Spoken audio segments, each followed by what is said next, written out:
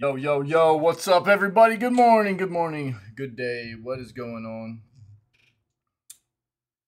We're halfway there, baby. Halfway to the weekend, and a day closer to our anticipated, at least for me, highly anticipated, release and playthrough of Scorn, man. I mean, I'm really excited about what we're doing today, too, which is Little Nightmares. Um, Yesterday was a great finale for Dead Space 2, and the Dead Space 1 and 2 games were fantastic. Highly recommend. And we're going to dive into Little Nightmares 1 today, Little Nightmares 2 tomorrow, and then Scorn on Friday. I am really, really excited. I'm having a great Scaretober, as I expected I would, large in part to you amazing individuals. But before we get into Little Nightmares today, let's go ahead and hop on over to our video gaming news segment. Let's do what we do. All right. Let's go.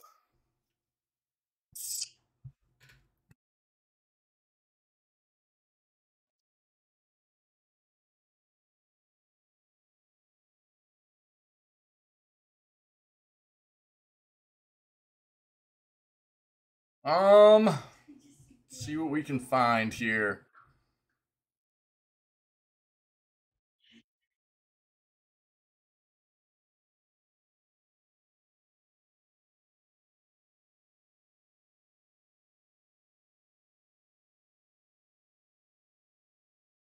All right. We talk about anything can kill anybody with an undiagnosed heart issue. Um, great, great attempt to blame video games for something else. Great job, news outlets. Fantastic. Um, you know, keep trying. Keep trying. Microsoft accuses UK regulator of adopting Sony's what is this, dude? Complaints over Activision Blizzard deal. Wow, dude. All right, let's go. Yeah, this is just going to be more of what we've already talked about over the especially the recent history of what has come about regarding this entire potential acquisition of Xbox acquiring Activision Blizzard and the big piece of that pie being Call of Duty and what it means to the gaming industry moving forward, and specifically what it means for Xbox and Microsoft and what it means for Sony. So we've talked a lot about it. I'm not going to dive into this. We will read this, but we'll get it. Yo, it's random mode time already. Right off the bat, let's go. Steam's good. Not good enough to give out a free sub, though. Get your random modes in there. Try to get you a free sub this morning. Ah, gamer. Nice, dude. You could put that heart right in between those hands, man. It'd be perfect. It actually was really close, dude. What's up, buddy? We hit on a lot about like there are a lot of sales coming up right now for gaming stuff, tech stuff. So my big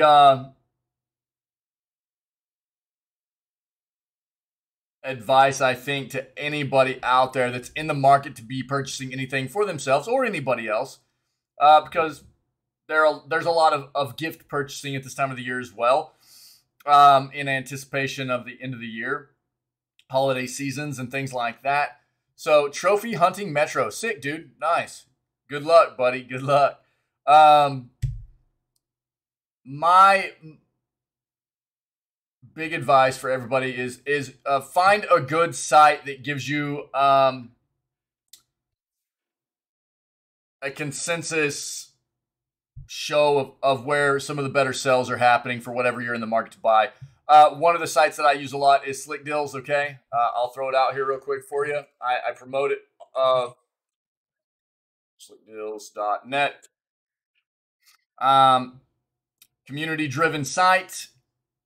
You can look for computers, TV, video game, anything, furniture, clothing, what have you. But if you're in the market for anything, obviously we're focused on video games and hardware, things like that. But you can hop in here and it'll give you all kinds of different stuff related to video games or hardware or whatever, and the more thumbs up it has, the better of a deal it usually is. But you can look for specific things too, like you can just search, let's go PlayStation 5, okay? Look for PS5s. These are all the deals that you can find for specific PS5 peripherals, consoles. You can actually even narrow it down to just consoles, things like that. And it literally will show you where these sales are happening, what specific retailers, and they have different ways of kind of showing you how good of a deal that potentially is. There's all kinds of comments that come up from people that have experienced these products and things like that. It's a pretty good site, especially for this time of year where you're going to have a lot of different sales from a lot of different retailers, and it can kind of show you where you're going to get the best price for whatever product you're in the market for, okay? So I'm just going to throw Slick Deals into the chat as a link right there. This is not a promotion or anything. I just find it to be a very, very useful site for myself whenever I'm in the market to purchase things. So especially whenever it's a time of the year that a lot of different retailers are doing sales, and it makes it hard to navigate those sales individually. Having a nice site like that where you can kind of go to a one spot, find where the best price is among all these different retailers is a pretty nice quality of life item.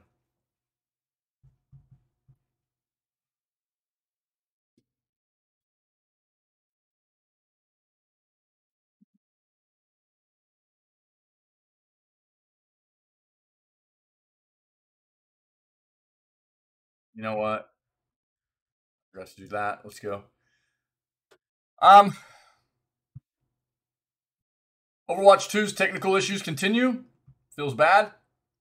I haven't heard of a whole lot of people having issues here in the community, though. We've got an amount of people that have been playing Overwatch 2 occasionally, at least, and I haven't heard of a whole lot of people giving me feedback about having issues themselves.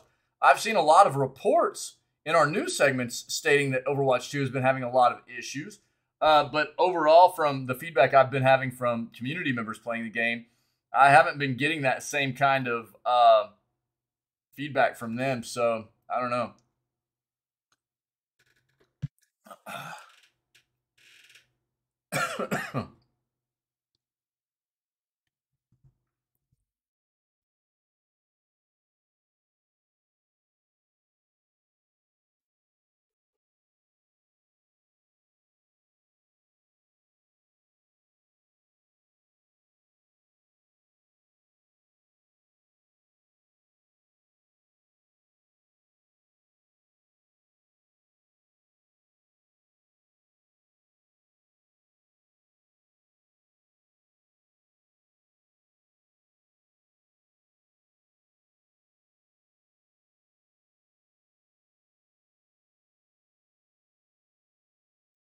Invincible video game officially in the works. Let's take a look at that.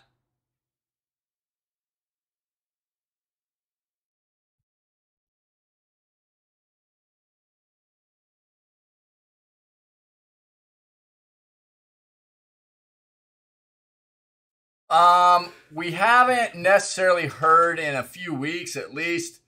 I think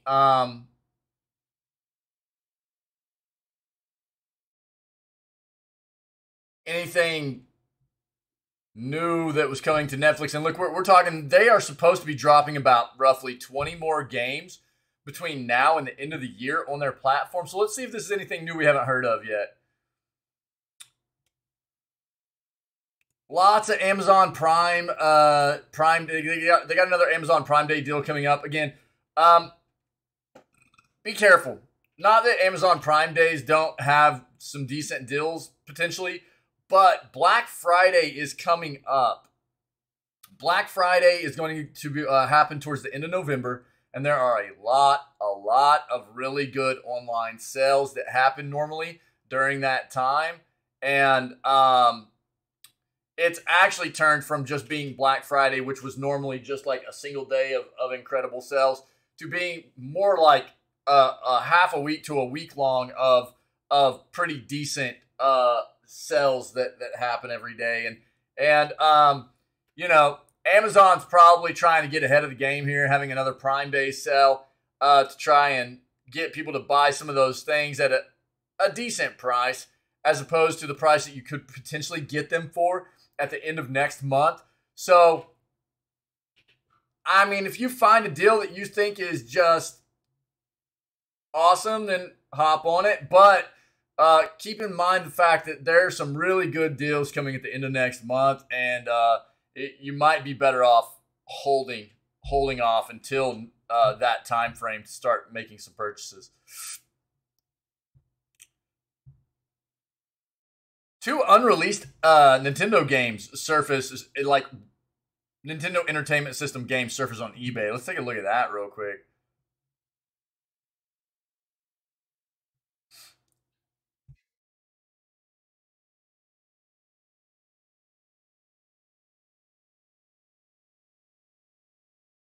69% of all physical games sold in Japan last month were Splatoon 3, I think is what this is. We've already kind of hit on this a little bit. Yeah, Splatoon 3. This is the fastest selling game in history for the Switch. And I think Nintendo maybe as a whole, but for the Switch, absolutely. We're talking like within the first, 3 months? This game has sold. No, it hasn't even been out 3 months yet, right? What was it? What do we read?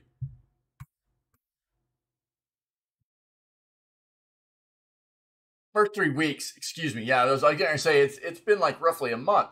So the first 3 weeks of it being released, physical copies apparently at 2.7 million. I'm not going to read into this whole article, right? But 2.7 million physical copies and closing in on 4 million total copies sold in 3 weeks. That's like a record for a Nintendo game, and it's pretty incredible.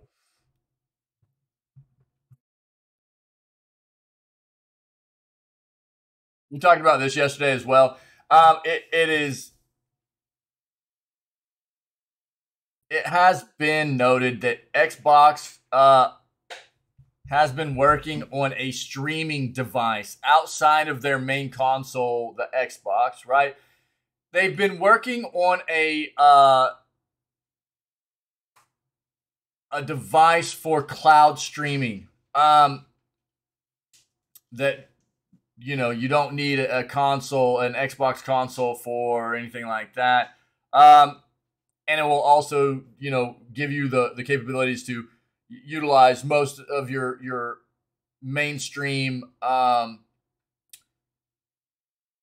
movie, TV streaming platforms, Netflix, HBO, that kind of thing, I think. And it was obviously spotted on Phil Spencer's shelves behind him in a Twitter post, but they're saying Xbox saying this is not the finished product. They're still working on it. We'll find more. We already hit on this yesterday. If you want a more in-depth look at yesterday's news segment. Okay, that'd be October 11th on our YouTube channel.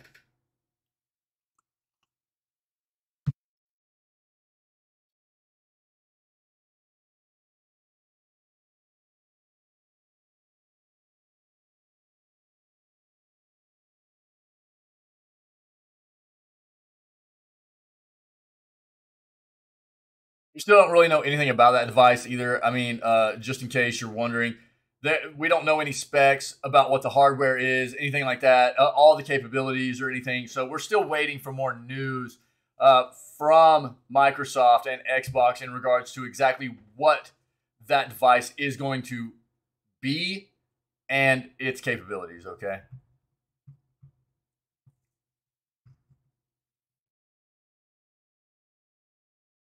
Okay, this is kind of a hot topic here. PlayStation Plus is losing a popular PS4 horror game just before Halloween. There's been, we talked about, and if you didn't know, the PS Plus, the main PS Plus games that came out as new additions for the PlayStation subscription service were Injustice 2, Hot Wheels Unleashed, and Super Hot, right? And while those are all notably nice, good titles, everybody's kind of like, where we're in October, and where are our spooky or horror-esque games at, right? And the thought was like, well, you know, maybe we'll get some towards the middle of the month. Well, we're about to hit the middle of the month, so we'll see if they do everybody right on that subscription service and provide a little bit of the spooky vibes. We'll see. Let's go ahead and move over to our other search here. We've got that up already.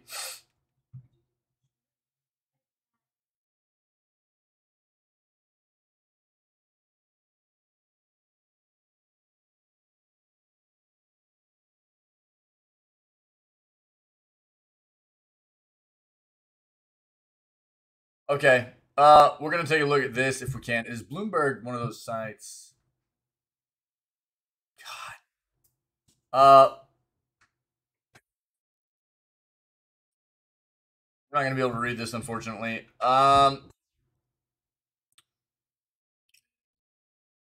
Apparently, EA has beaten a claim that video games, including NHL, FIFA, infringe on patents. Apparently, there was a claim that these games were infringing on 3 patents for computer gaming networks because Acceleration Bay LLC already lost rulings on the same infringement issue in a related case. A federal judge ruled.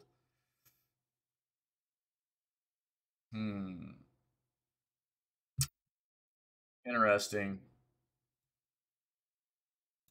Let's see if we can find anything about this on another site.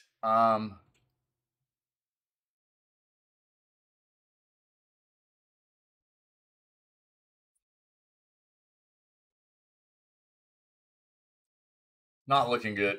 Not looking good. A lot of Bloomberg, which unfortunately we can't ever read all of those. Yeah. All right. Well, I guess that's all we'll get on that for now. Maybe we'll see some more in the future about what's going on there.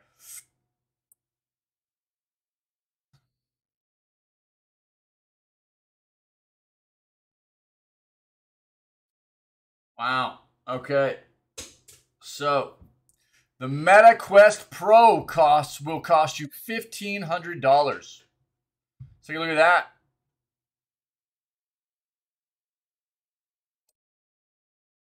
Apparently, BMW is going to bring casual video games to its curved display. This is the trend coming to vehicles, okay? Most vehicle manufacturers are well into developing what would be their version or in collaboration with some tech company or other auto manufacturers to,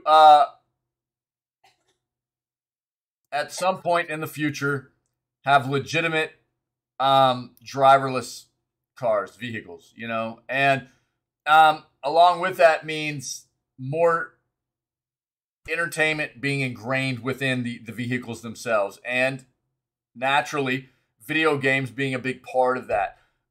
We've already seen where many auto manufacturers are in the early stages of adopting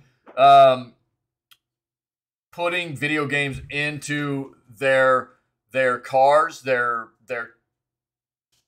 displays, and the underlying technology that is within the vehicles themselves for a while now. Whether it be Tesla or like you see with BMW now, we've read about other vehicle manufacturers that are doing the same thing. So it's not really a surprise, and this is just going to be the norm, right?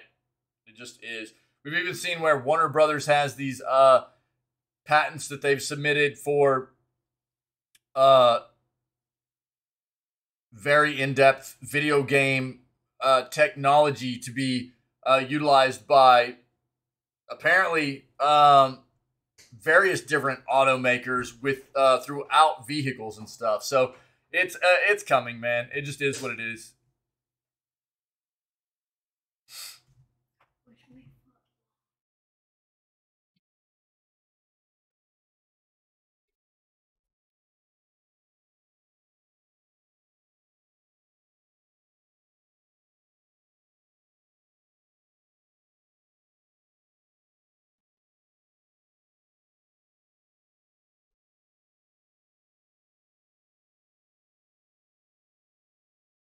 This is interesting. I talked about this. So this isn't necessarily video gaming news, but I talked about this the other day. I saw a video um, about a fellow streamer who was at TwitchCon and fell into this foam pit and apparently broke their back in two places and is having to have back surgery, I think, to fix it. Like we're talking rods put in and all. And apparently, there were 3 other people that were injured, and this might be a result of the foam pit being too shallow. This is kind of wild. I wonder if they had people signing like agreements before they got up here and tried this out to say that any kind of injuries, that were a result of this activity could not be like basically Twitch wouldn't be liable for any kind of injuries, right? I don't know. I kind of want to bring this up, take a quick look at it. So we'll take a look, okay?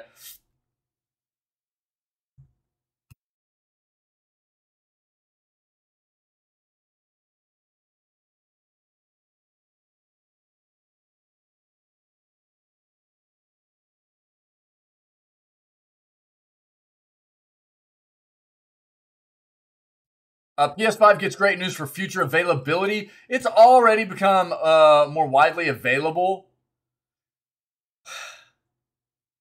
Unfortunately, in every part of the world besides, I think the US right now, it's also increasing in price. So it might become more widely available as far as supply, but the barrier for people being able to purchase in regards to how much the console is going to cost, or is costing at this point, has increased. That obstacle has gotten bigger. Yeah. So we'll take a look.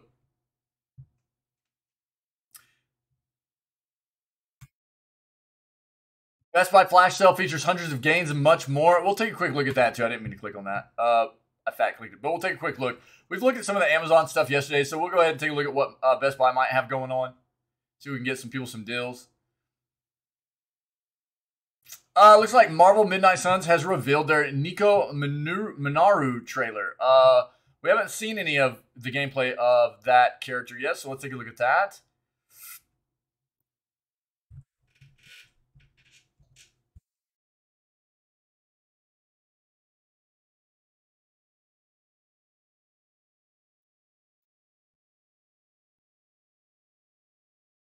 Last page, last page.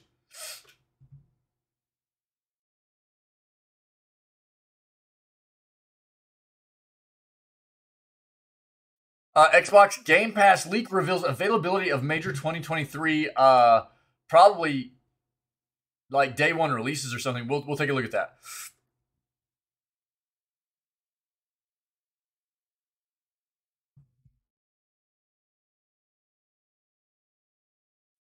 Canceled Kingdom Hearts animated pilot released. Where's Mamzelle at?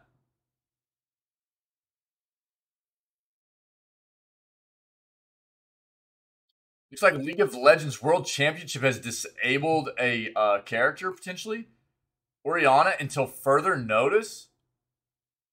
Ooh, that's news for League of Legends fans and especially our buddy Sayek. I'm just kidding.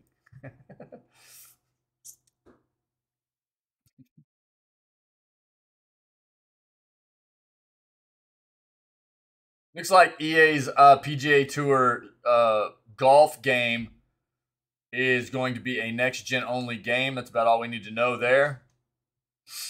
Um, this is the way that the gaming industry works. We've already seen other titles pivot to this kind of development process in their newer titles.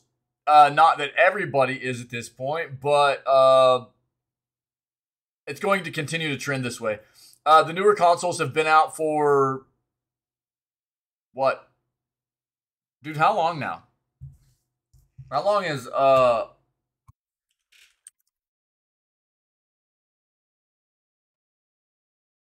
we hitting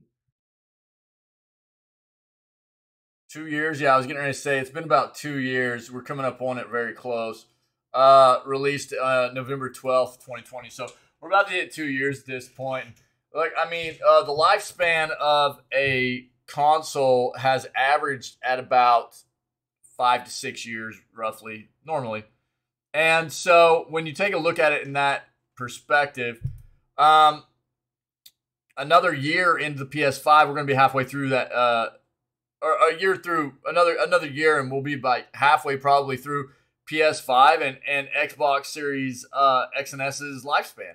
You know, it's kind of wild, but that's usually the way it works.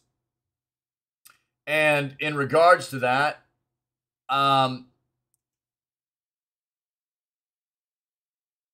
we're at a point where you're going to continue to see more and more games only be developed for new gen consoles. And that's kind of the way the older gen consoles start getting phased out. Excuse me.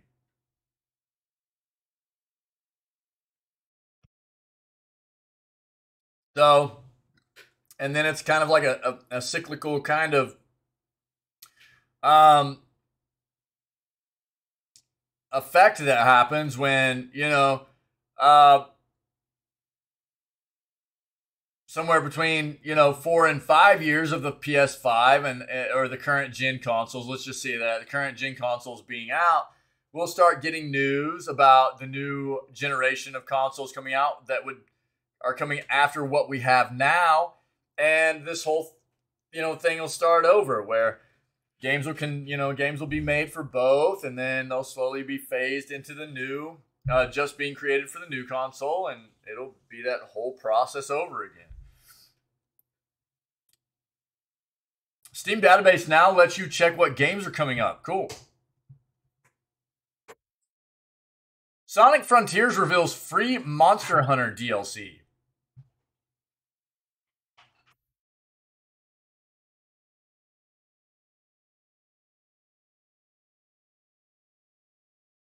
Let's stick with this. Let's stick with all of these, and we'll.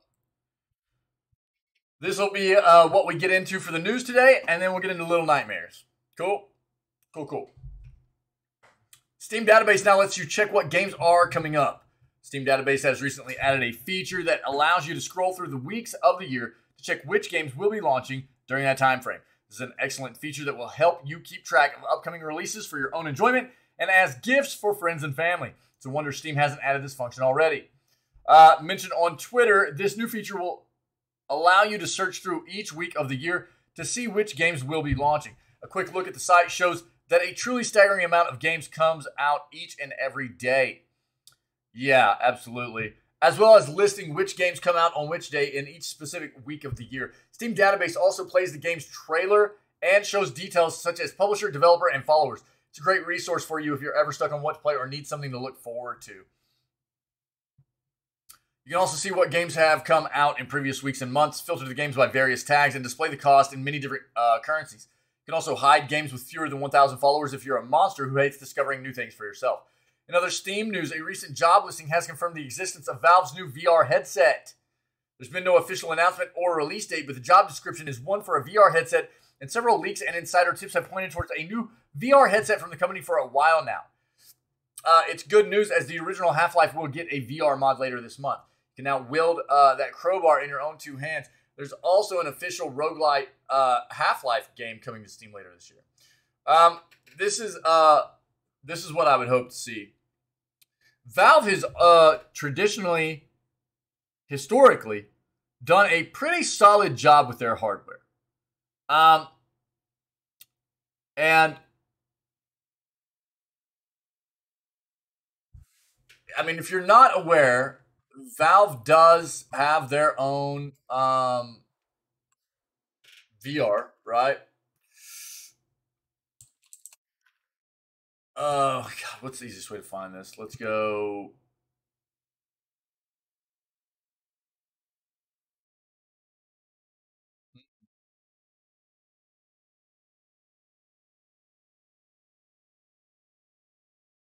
There we go. There it is.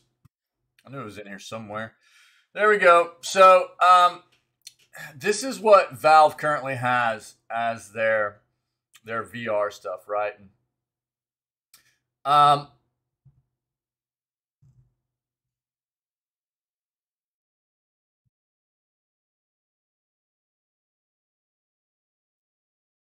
when you're talking about an entire kit for them, the Valve Index, um,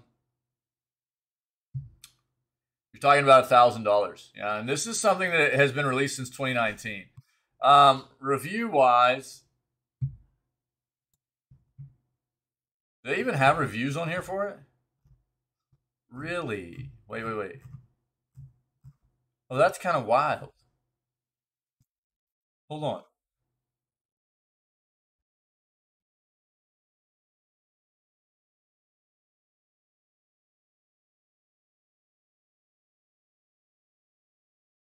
Do they not allow reviews for their VR hardware?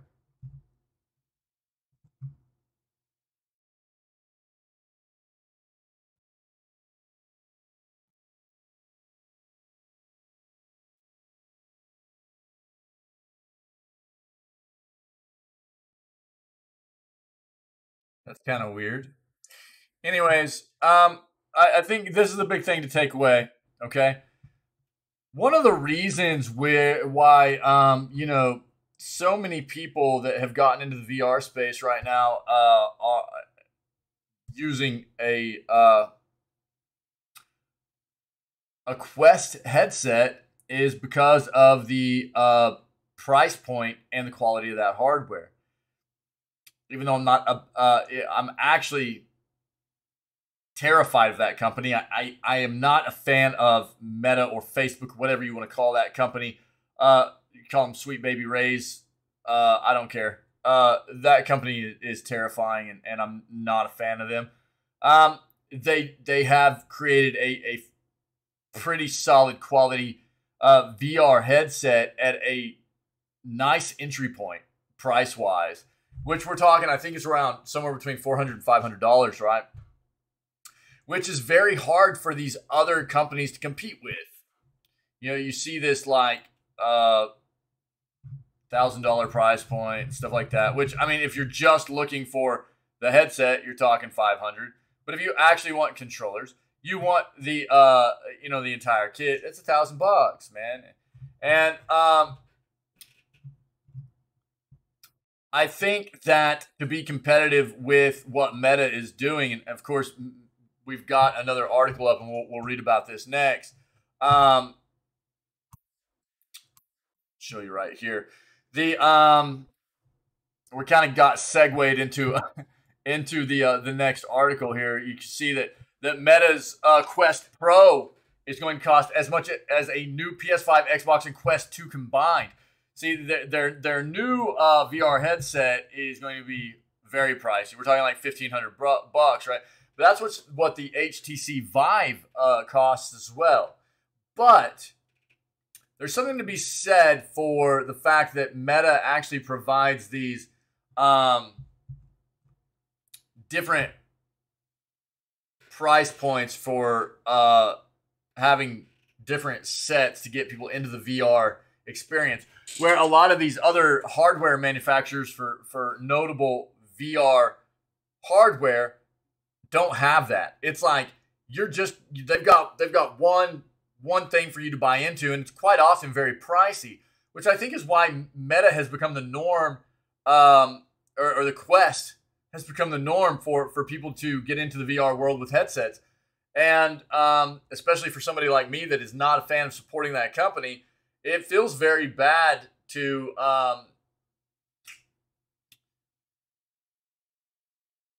only have one option for a couple of other companies to get in at a very high price point, and that's a significant barrier for a lot of people. Let's see what this article is about.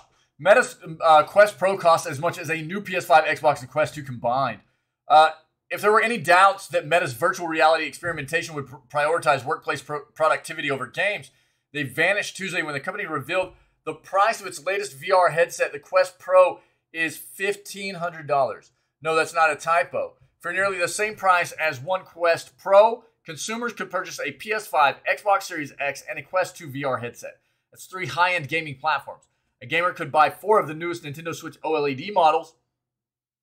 Many gaming PCs also cost less than the Quest Pro. Yeah, you could have a decent desktop PC for $1,500. Forget all the boosted specs, the increased resolution, the new features, or any of the other changes from the Quest 2. As impressive as they may be, they're all functionally irrelevant. There's only one stat that matters for the Quest Pro if you're used to it for entertainment purposes, and it's the price. The announcement of the Quest Pro's price tag made during October 11th's Meta Connect event serves as a hard pivot from its consumer-friendly pricing of the Quest 2. The previous version of Meta's VR set that debuted in 2020, the Quest 2 first retailed at $300 for the cheapest model and $400 for one with expanded storage. Meta raised the price tag on both versions by $100 earlier this year, citing supply chain and production issues. The rationale behind the pricing of the relatively affordable Quest 2 was fairly simple: get more people on VR. With more users, software publishers would have more incentive to develop games and other apps which have been spared to date, knowing that there was a larger potential consumer base on the way. That logic goes out the window when you slap a $1,500 price tag on a new platform. Instead, it's replaced by questions, the first of which is, who is this for? Because it is absolutely not for gamers. VR has suffered for years from the lack of proverbial killer app, that one game that makes consumers feel like they need to purchase a particular gaming platform so they don't miss out. Game inventory on the whole has been thin for VR, providing few reasons for gamers to splurge on a headset. And that was before the Quest 2 price tag shot up from $299. At $1,500, what exactly is going to provide that motivation? The bar is literally 5 times higher now. Whatever the motivation is, it does not appear to be games, at least not based on those showcased at Meta Connect, of which there were a mere handful. Iron Man VR, a game previously available on PSVR, coming to the Quest store. There was a spare cinematic teaser for a new IP called Behemoth.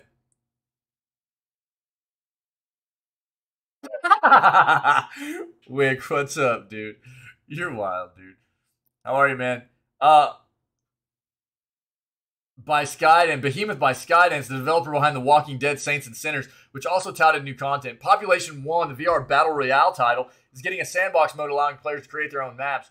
Even the addition of Microsoft's cloud streaming service adds a little excitement. Who wants to play games in 2D while wearing a headset? None of that is enticing enough to spur the adoption of VR at the price tag of $1,500. There's exponentially more game inventory with better experiences available on immersive next-gen consoles for a third of the price.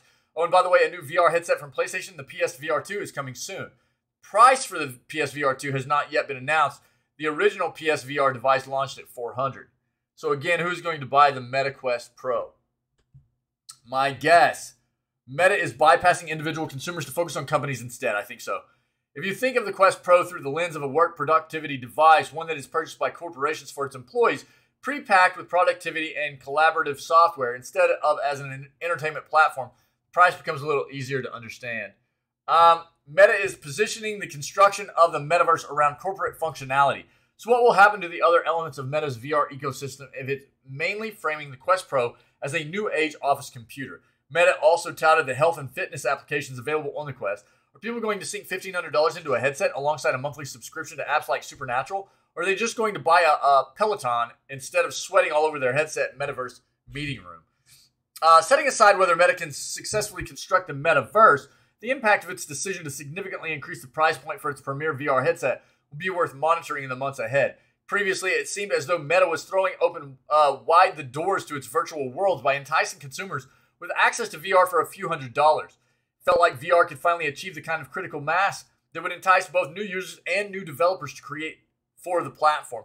Now the innovation carrying a cover charge of $1,500 seems a lot less enticing. And if consumers shy away, will software makers follow suit? Yeah, so this kind of more in depth covers what I was trying to get at just a second ago, you know?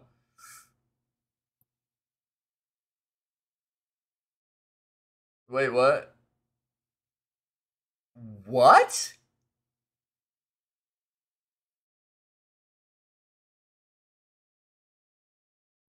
Bro, what is that?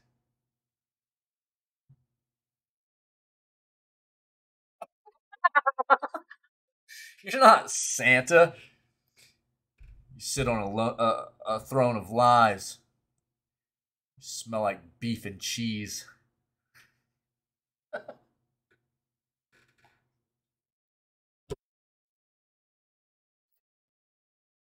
We're like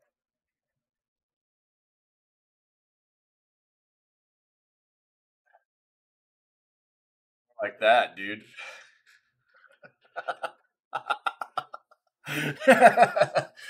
Oh, dude. So this is kind of what I was getting at, right? I mean, I think this is one of the reasons that the Quest had been so popular in the first place. It gave.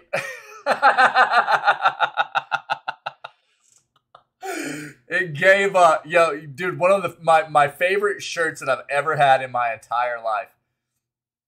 Let me see if I can find this real quick. Hold on. Let me see if I can find, dude. I had this sweater whenever I was younger, like I think middle school days, dude. Uh,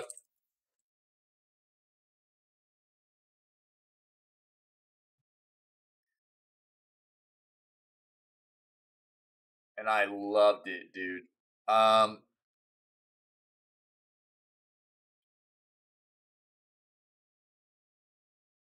I don't know if I'll be able to find it. No, I don't think so. So I had this sweater, dude, and it was amazing.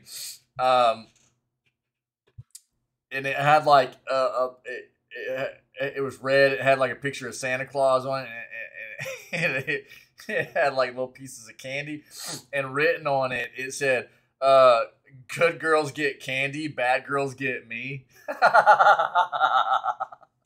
Dude, that was like my favorite sweater, dude. I loved that sweater. It was so good, dude. It was like back in middle school, dude. It was so good. Oh, dude, that was so great. Back to what back to what I was talking about. I don't know. I think it's the whole Santa thing, dude. Just put that in my head. I don't know why. So yeah, I mean, honestly, it's not like you're still not going to be able to grab the other versions of the Meta headset. So I don't really necessarily see this as a bad move on the part of Meta. You know, I mean, or whatever you want to call this company, dude. They've got different entry points, and I think that caters to different individuals or even businesses. Because I think that's what this new headset is for. I think they hit on it very well in this article, and that's what I've kind of been getting the assumption of in regards to what specifically Meta's doing moving forward with a lot of their VR, their aim of VR in their uh, metaverse stuff and things like that is it's aimed more at businesses and being able to get people together in these online virtual environments, because there are so many people that are doing like work from home stuff nowadays, right? And it allows them to be in the same environment together and everything. And I think that's one of the things they're doing is they're setting a price point for businesses to go in here and get this business version of VR. But it's not like they're getting rid of their other headsets, right? And I think this is actually, they got kind of knocked on right here in this article, but ultimately that is what you want to see, right? You want to see a product that has different models at different price points to give people options. And I think this is one of the reasons why, again, the Quest has been so successful and has really become the standard for what VR is right now. And while it's still something that is, you know, trying to become more part of what we are doing in the gaming industry, it is absolutely becoming more part of what the world is adopting all the way around, whether it be to train for athletes or, collaboration tools for workplaces. I mean, you name it, outside of gaming, it is being utilized. And so I don't think this is a bad move on the part of Meta. I think this is actually the model that these other VR hardware manufacturers, the notable ones like Valve, HTC, they need to be following suit here. They already have these high-priced models, which is why most people aren't buying into those. And they're coming in with the Meta versions that are at the lower entry points, a lower price point. I think these other manufacturers need to find a way to do the opposite of what Meta has done here and get some models made at lower price points to be competitive with what Meta is doing. Because nobody really has anything down there around the Quest 2 price point, and that's why everybody just goes for the Quest. There's not really anything out there to compete. So I don't think this is a bad move on Meta's part, actually, as much as I hate to say it, because I'm just not a fan of this company. But, I mean, that's just the truth of it in the way I see it. Sonic Frontiers reveals free Monster Hunter DLC. The upcoming Sonic the Hedgehog video game, Sonic Frontiers, will have its own Monster Hunter DLC. Sega revealed that there will be a free bit of downloadable content in Sonic Frontiers featuring special equipment based on the Monster Hunter franchise from Capcom. The collaboration is set to drop on November 14th, less than a week after Sonic Frontiers releases on November 8th for the PS5, PS4, Xbox Series X and S, Xbox One, Nintendo Switch, and PC. The English language announcement of the DLC is relatively straightforward, but lacks detail. The Japanese language version, however, indicates that there will be special equipment for Sonic, as well as a grilling set, where you can play some kind of minigame in order to get stronger. You can check out the official announcement of the new Sonic Frontiers DLC for yourself below.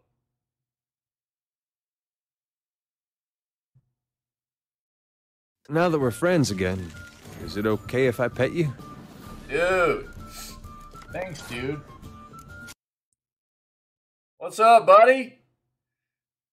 My guy. Super Donut 211 just resubscribed for 3 months. Good morning. Oh, thanks, dude. I mean, my GIF already said that, but I'll say it again. Yo, incredible. Yo, I was name dropping you the other day, dude. Both as Super Donut and your alias of Helios. Yeah.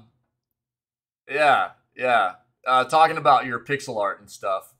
We have another community member that dabbles in the arts occasionally, the digital arts, and was messing around with some was telling me they were messing around with some pixel art and stuff, and I was like, oh man, that's our buddy Super Donut, man. He's really good at that stuff, And I was wondering, I hadn't seen you in a little bit. I was wondering how you were doing, dude. That's incredible. Thank you so much, man.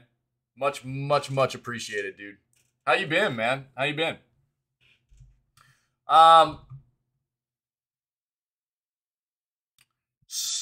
Let's see. We know what Sonic Frontiers is. As noted above, the newly announced Sonic Frontiers Monster Hunter DLC is set to release on November 14th. In general, Sonic Frontiers is set to release for PS5, PS4, Xbox Series X, S, and One, Switch, and PC on November 8th. So roughly a week after this DLC content should be hitting the game as well, okay? Quite busy. Got a new job. Oh, dude. Congrats. How is it so far? Oh, at a casino. Nice. Dude, sick. Congratulations. Awesome, man. That's fantastic. That's awesome, dude. Nice. All right, brother. Yo, GG's, dude. Congratulations, man. That's great to hear, dude. That's great to hear. Fantastic news, dude. Awesome.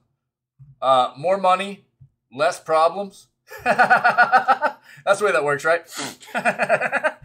More money, less problems. But dude, that's awesome.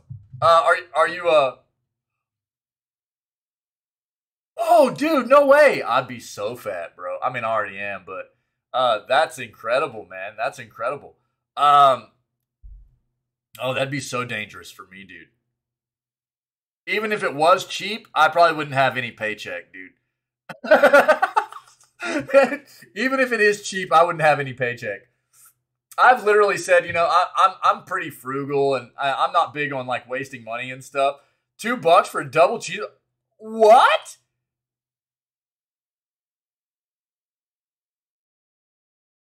Oh man, yo, how much would it cost for me to just like have you send me about 6 or 7 of those things, dude?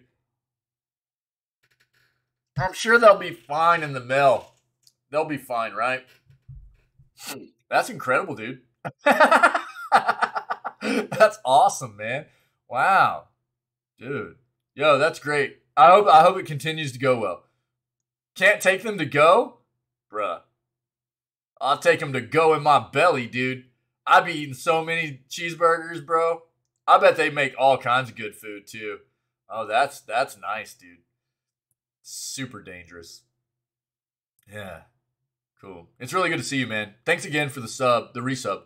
Incredible. Oh yeah, yeah, yeah, yeah, yeah. Well, and I can understand. I can understand that is like a bit of a rabbit hole, especially when you are giving employees a really good deal like that, because that's an incredible deal, dude. You had a burger yesterday, nice, Wick, nice. When you're giving employees a really good deal like that on food, and you don't have any kind of rules set like that, everybody's going to be doing it. Everybody's, even if it's not just for their family, just for them to take like an excessive amount of food home, Yeah. Oh, you're still working like? Are you working a swing shift, dude? Schedule's so weird. Okay. Yeah. But it's really good to see you, man. Working a swinger. All right. Yeah, I've been there, dude. Yeah, I've worked all kinds of different shifts, man. Like 5 to 1. Yeah, dude. Okay. All right. Okay. Yeah. Yeah. Super donut, bro. It's really good to see you, man. Yeah. I always wonder, whenever I don't see people for a little while, how they're doing and stuff. So it's amazing to see you. And again, the support there is incredible, and I appreciate it so very much, buddy. Amazing. Um, Hopefully, we'll see you soon. Get that rest, dude. Get that rest. Yeah, I know. I know. I know. Most people are, dude. Most people are. That's why, like, I don't, I like you guys. The people that are part of this community are amazing, dude, and I genuinely care about you guys, So if I don't see people for a while, I just wonder. I just wonder how people are doing, and I don't want to bother people, so I don't like reach out on Discord or anything because I don't want to bother people. I figure they're busy, but I still wonder just how people are doing. No way. Angus Prime Burger, jalapeno cream cheese. Oh, dude. House pickles, tomato, habanero sauce. Where's mine, Wick? Bro. Hey, dude. I'm going to come visit you at some point, and I need a famous Wick smoothie, and I want one of those burgers, dude. Was that homemade, or did you get that somewhere, dude? Somewhere local. Still with school, not leaving yet, though. Oh, okay. Oh, okay, cool. Cool, super dude. Right on. So, if you guys didn't hear, obviously TwitchCon happened recently, right? And one of the attendees, local place, when I come visit, bro, and we're strutting around town wearing our Dumb and Dumber suits, we're going to go eat one of those burgers, and we're going to reenact the whole, the burger scene, dude, putting the peppers on there and stuff. Okay? Smashing the mustard, doing that thing. You down? You ready?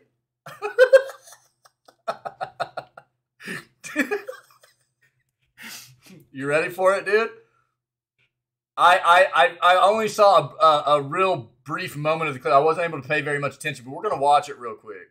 We're gonna watch it, and I'm wondering if this is legit. Sure.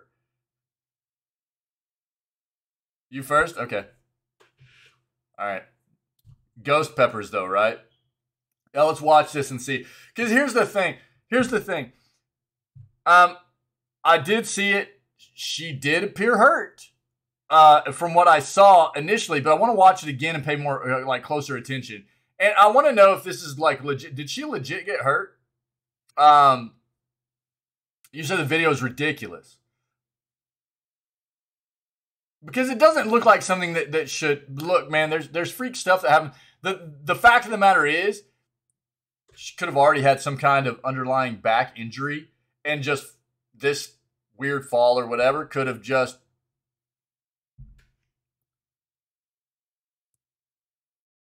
Excuse the pun, but could have been the straw that broke the individual's back. I mean, that's terrible, but I mean, I don't know what else to say. Let's see this real quick.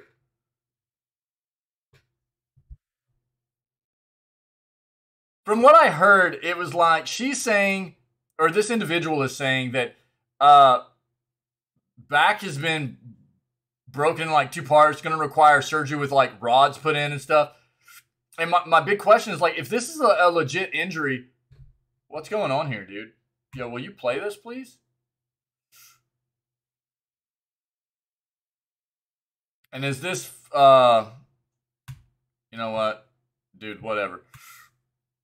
All right, let's pull this up on a different site.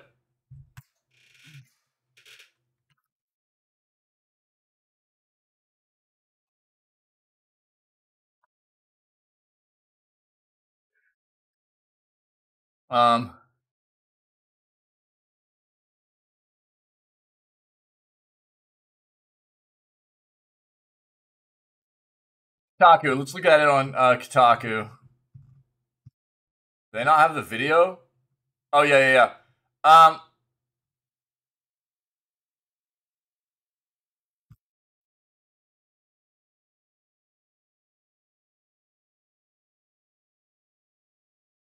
Let's just read this real quick. How about that? Let's see. Because I'm not super informed as to what... My big question was, like, did Twitch actually have people that were willing to go in here and engage in this, like, what was supposed to be some kind of foam pit gladiator jousting stuff, 1v1 battle thing for fun? Did they have them sign any kind of, like, liability agreement, like that if they got hurt it wasn't on Twitch or something? That's what I'm wondering. As part of the festivities at TwitchCon, which started on Friday and runs until Sunday evening, there's a foam pit. Streamers have been jumping into it after doing battle on some elevated platforms, gladiator style. Some of them have reportedly been getting seriously hurt. Adriana Chekic has suffered the most alarming injury, which you can see in the video below, in which she leaps off a small platform, splits her legs, then lands on her tailbone, before rolling over and saying, "I can't get up." Shortly afterwards, you can hear an announcer say, no, she's fine. Oh my gosh! Big Sip is getting some sips of her own. You good? Great victory there. I can't get out. Are you okay? Are you okay?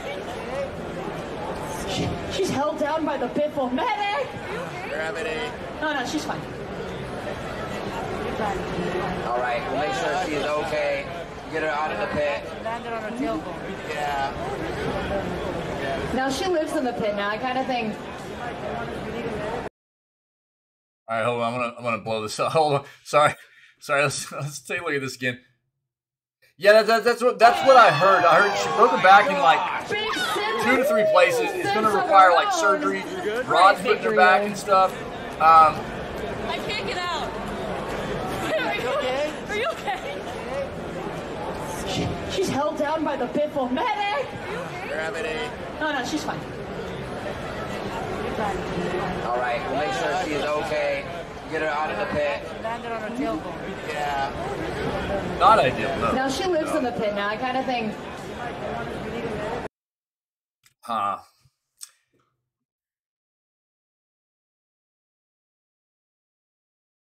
She was not fine. Chicken later tweeted, well, I broke my back in 2 places and am getting surgery to put a meter rod in for support today. Send your support. When it rains, it pours down. I'm definitely feeling the rain right now.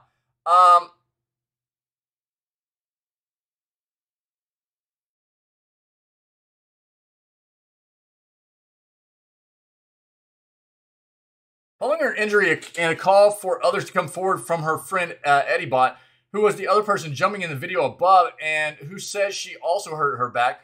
Others shared reports of injuries they say they suffered in the same pit, like a dislocated knee. Probably the most painful thing I've seen in a while. Twitch streamer Adriana check. Yeah, it's confirmed her broken back. Dislocated knee.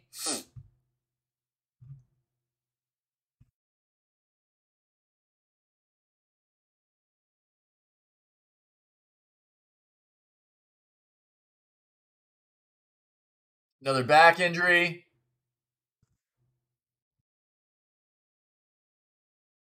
What, broken, looks like broken ankle, probably. Yeah, that's where the ice is. Broken ankle. Looks like. Well, attendees said the pit had remained open despite others being hurt. I know this isn't necessarily video gaming news, you know, but you know, this is the platform that I am on, and a lot of our you know, we got a lot of community members that are also streamers and friends that are streamers, and you know, this is the platform put this event on, and so it's kind of pertinent to go ahead and take a look at what's going on here. Bro, you teasing right now? You just trying to tease? I'm not even gonna go there, dude. I'm just, yeah. All right, Wick, dude. God, wild, bro. While attendees say the pit had remained open despite others being hurt before Chekic's serious injury. Yeah, and that it was opened once again shortly afterwards. The Washington Post's Nathan Grayson says the attraction and promo collaboration between Intel and Lenovo has since been closed, both because of injuries, but also because attendees using it had been breaking rules.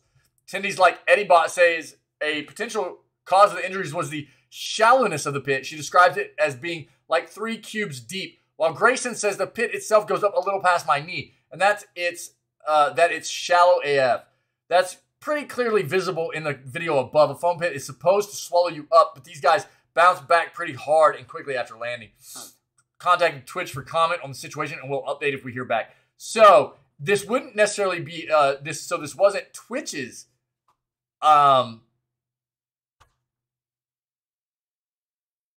attraction here. This was Intel and Lenovo's. Yo, cool, Super Donut. Yeah. Absolutely, buddy. Yo, I'm so happy, dude, to hear that you got this new gig and it's going well, buddy. That's awesome. Cool stuff, dude. And thanks again for the continued support. Incredible and much appreciated, dude. You rock, buddy. Get some good rest, and we'll see you. We'll see you soon. So, I'm still, there weren't any details in here as to whether there were potentially any kind of agreement signed for anybody going into this attraction for Intel and Lenovo, you know, like non-liability kind of agreements, things like that. So we'll see what happens. But that's kind of wild. Yeah. Could be some lawsuits coming out of that, if not. PS5 gets great news for future availability. PlayStation fans who are still looking to buy Sony's PS5 console have today received great news about the video game hardware. Since releasing at the end of 2020, PS5 has been extremely hard to come by. Nearly 2 years after launch, PS5 still doesn't appear on the shelves of most retail stores, which means that the only way to buy the console is to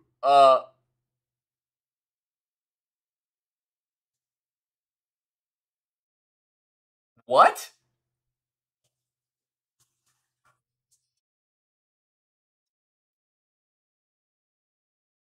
Why is this reading weird? Nearly 2 years after launch, the PS5 still doesn't appear on the shelves of most retail stores, which means that the only way to buy the console is to do so the moment. Oh, okay. The break in the line there had me really confused. Which means that the only way to buy the console is to do so the moment a restock happens online. Sorry, guys. 3-head moment. Fortunately, if recent trends are any indication, it sounds like this might not continue to be true moving forward. According to tech analyst David Gibson, the stock of the PS5 has shot up drastically year over year from September of last year to this current or last month. As part of this past month, Sony is said to have shipped roughly 7.5 million kilograms of hardware to the U.S., which is an increase of 5 times compared to last September. While this doesn't mean that 5 times more PS5 consoles alone were shipped to the U.S., Gibson also noted that Sony's stock of the platform is said to have greatly improved recently and likely attributed in a big way to this rise. The main reason why PS5 stock is improving at this point is likely twofold. For starters, the holiday season is around the corner, which means that Sony is naturally going to look to make the PS5 easier to buy than normal. Yep. Additionally, though, God of War Ragnarok is slated to drop in less than a month, November 9th, and will surely be the biggest PlayStation release of the year. With this in mind, Sony surely wants to guarantee that it has plenty of PS5 consoles to sell to customers who want to play Ragnarok on the latest PlayStation hardware. Whether or not this means that the PS5 units will begin regularly appearing on store shelves remains to be seen, but it definitely seems like it could be easier to buy the console in the weeks and months ahead in the US.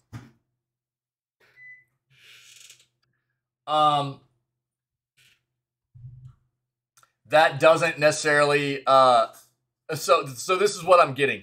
This is what I'm understanding about the situation with PlayStation. They are making sure there's plenty of stock in the US and they aren't increasing price in the US.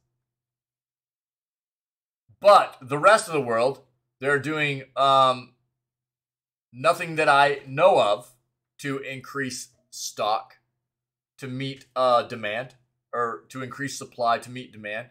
And they are also increasing the prices of their consoles in every other part of the world to create another barrier to people, for people to trying to buy their consoles. So,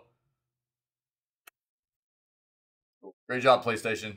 I don't know. I'm just really, really disenchanted by a lot of the stuff that I'm finding from Sony and PlayStation right now. So, while I think that article was trying to put a positive spin on what PlayStation's doing right now and trying to give people access to the console, ultimately it was only in addressing what they are doing for getting consoles here in the US and not what PlayStation is doing for giving people around the world access to their platform. And that is very short-sighted in my opinion. Best Buy Flash Sale features hundreds of games and much more. Prime Day might be the most popular way to save cash on video games today, but plenty of other retailers are offering huge discounts right now, including Best Buy, which is discounting hundreds of games, accessories, laptops, and other popular gear. The Best Buy Flash Sale event runs through October 12th, so make sure you check out the impressive lineup of price cuts before it disappears. One of the most enticing deals is for Madden 23, which is listed for just $50, down from $70. Ugh. I don't even like saying that. The fact that everybody is just accepting the fact that the norm, this is becoming the norm for games nowadays to be $70 price point. I'm not a fan of this. It would be different if we didn't have so many other mechanics going on for developers to try to suck money out of people. I'd be like, okay, look, with inflation and how long games had been at $60, okay. It might be time for a bit of a price increase for day one release games or brand new games to go up $10 or whatever. But with everything else that is going on in the gaming industry, for developers to suck money out of consumers, it is not a necessity at all. The game isn't perfect, but no doubt football fans will find much to love about the latest installment of the franchise. If you're interested in another type of sports game, consider snagging Nintendo Switch Sports for $40 to dive into some motion-controlled soccer, tennis, volleyball, or an assortment of other activities.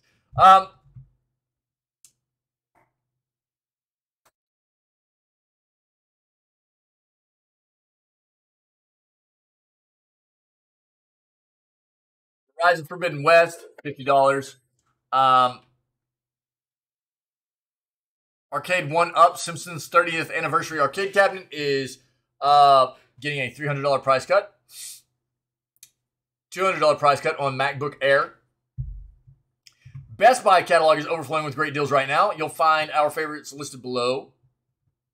Dying Light 2 for $30. Ghostwire Tokyo, $30. And that's the Steelbook version. If you're not familiar, this is Tango. The developer is Tango, which is, they are the developers of the Evil Within games. Yeah. Guardians of the Galaxy is $20. Grand Theft Auto 5 is $20. Horizon Forbidden West is $50.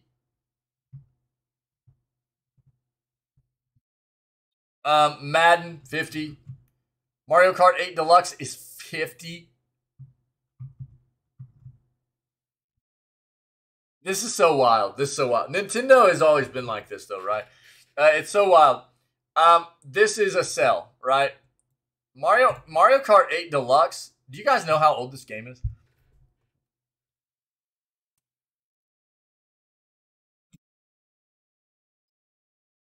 This game released on the Wii U. This game released on the Wii U and then ported over to the Switch. And it is still considered to be on sale at $51. It still constantly sells at full price $60. Just constantly. It's really wild, man. It's really, really wild. I mean, it's a great game, you know, and that's why it still sells like this. But it's just, it's so incredibly, you know, fascinating to me how Nintendo has these certain games that continue to just do this. Whether it be like the Legend of Zelda games or specific Mario games, things like that. They very rarely go on sale. It's kind of wild. Pokemon Snap, $40. Switch Sports, $40. Red Dead Redemption 2 for $25. Final Fantasy Origins, $40. Super Mario Odyssey, $51. That's another old Mario game. $50 on sale for $51. Yeah.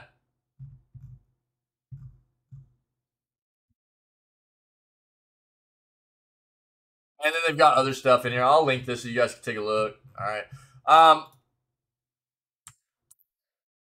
Look, again, I'll just promote doing the best you can to shop around. Anytime one major retailer does a big sale, other major retailers are going to do a sale as well to try to get in on undercutting each other and trying to pull in as many shoppers as they can and outsell the other retailer. You'll see this a lot, especially here in the U.S. with anytime there's like an Amazon sale, Best Buy will start a sale, and then Target will get in on it, and Walmart will start in, and you know they all do. You know, all these major retailers go start doing sales on the same kind of products at the same time. So, again, I use SlickDeals.net quite often. It's a very nice one-stop platform website to go to. It's community driven. Gives you a really good idea of where the best sales are for anything that you're in the market to buy. And it gives you links directly to where you can access the to purchase those items and stuff. Got a slick deal for me, do you, buddy? Huh? Let me hear it. Marvel's Midnight Suns trailer, a Nico Minoru trailer. Midnight Suns is set to release later this year, and developer Firaxis Games has started to release trailers for each of its playable characters. One of those playable characters is Runaways leader Nico. The trailer gives viewers a closer look at Nico's abilities in the game, including her use of the Staff of One. 71 today, dude. Really? Hard to say how faithful this take on Nico will be to the version created by Brian K. Vaughan and Adrian Alfona. But the trailer does include a famous line from the comic series. Here's the trailer. Let's take a look. This is it for you. Nice and sunny. Yeah, dude, that's a nice day. You'll only see this once. Oh yeah, dude, it's like it's low 60s right here. When blood is shed, let the Staff of One emerge. It's gonna stay right there all day, too, right, but we got like showers. We got showers. It's gonna be low mid 60s all day with some showers.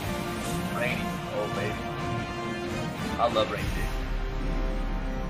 Cool. There's a look at Nico. Nico's appearance in Marvel's Midnight Suns is one of the few times that a member of the Runaways has appeared in a video game. In most cases, the Runaways characters have appeared in mobile games like Marvel Future Fight or Marvel Puzzle Quest. Prior to Nico's appearance in Marvel's Midnight Suns, the lone appearance by the Runaways in a console game was LEGO Marvel Super Heroes 2, where they were available for purchase as separate DLC. Nico's appearance in Midnight Suns is a way bigger deal, as she'll be part of a much smaller cast of heroes. Alongside the rest of the team, Nico debuted in the first issue of the first volume of Runaways, which released back in 2003.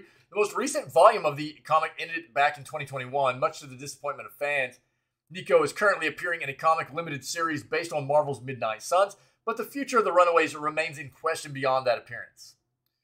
Hopefully, Nico's presence in the game will introduce more fans to the character and the rest of the Runaways cast. Yeah, Midnight Suns is going to release on December 2nd for PS5, Xbox Series X and S, and PC. Versions of the game for PS4 and Xbox One and Switch are in the works, but we don't have any definitive date for those releases yet, okay? Yeah, we got to enjoy these decent sunny days while we have them, huh? Because they're going to be few and far between for the rest of the year. Or for the coming, 4 months probably. 4 to 5 months. Xbox Game Pass leak reveals availability of major 2023 release. A new leak tied to Xbox Game Pass seemingly revealed how long one of the platform's biggest additions in 2023 will be sticking around. Even though Game Pass has become a massive success in recent years, titles still come and go from the platform on a very routine basis. As such, it's hard for subscribers to ever know when their own favorite Game Pass game might be departing from the service. Luckily, when it comes to one of the biggest titles releasing next year, it sounds like it won't be exiting Xbox Game Pass for a very long time. Arc 2 on Xbox Game Pass seems to have been discovered. Based on new documents that were unearthed, Arc 2 should release on Xbox Game Pass in 2023. It will remain on the service for a span of 3 years. This is based on an agreement between Microsoft and Studio Wildcard that has already been hashed out behind the scenes. First revealed back in 2020, Arc 2 is set to be released next year in early access and will be coming to Xbox Series X, Series S, and PC platforms when it launches. The game is notably poised to feature Vin Diesel in a prominent role and is being developed for Unreal Engine 5.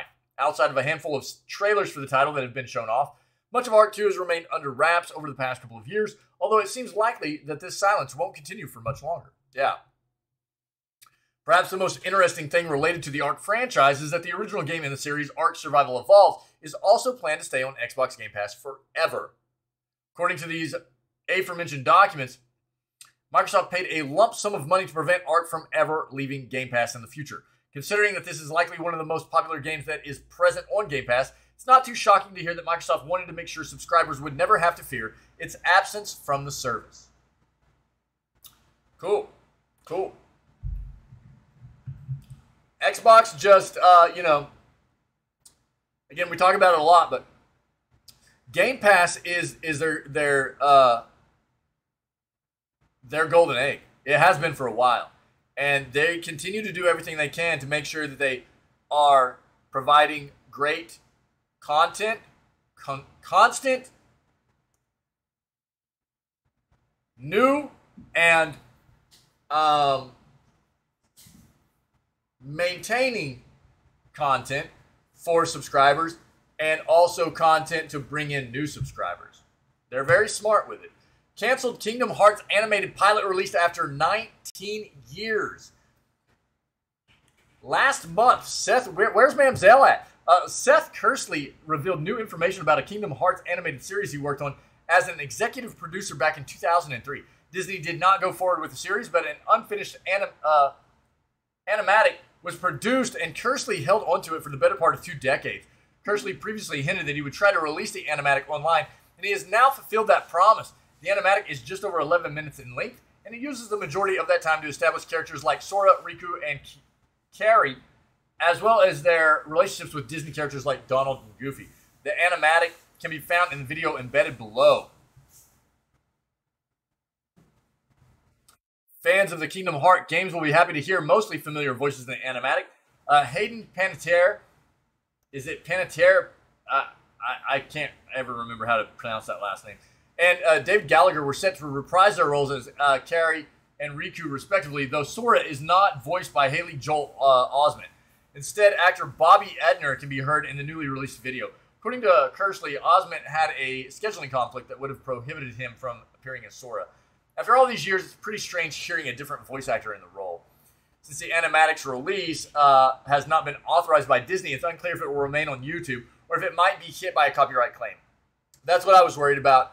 That's why I didn't automatically go in and start that video.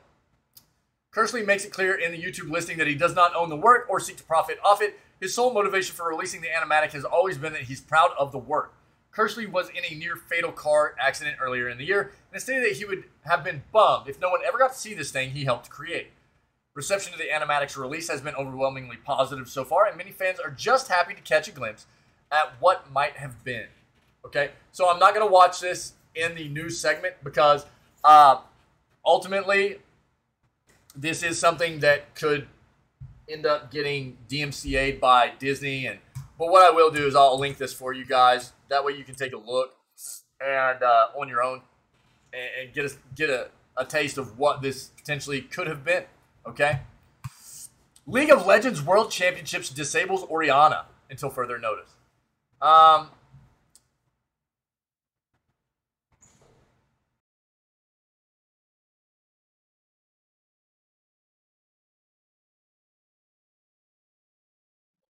Sorry.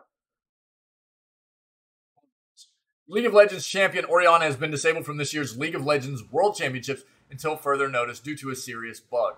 The champion has been banned from this year's championships after a bug was spotted during the October 9th matchup between Rogue and Game Esports in Group C. The LEC team's mid laner, Emil Larson, played Orianna for her first and likely last appearance at this year's event after her ult appeared to be bugged during the match. The bug, which can be seen below, in which Larson's opponent loses a significant chunk of his health, seemingly to nothing, while the ult appeared about Orianna, the damage was dealt to Victor anyway.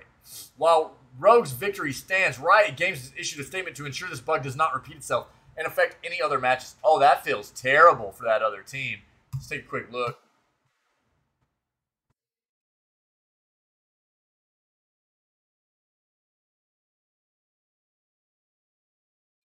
Yeah, got melted. Wow. Got melted. Well, due to a recently discovered bug, Orianna will be disabled for Worlds 2022 until further notice, said the developer in a statement.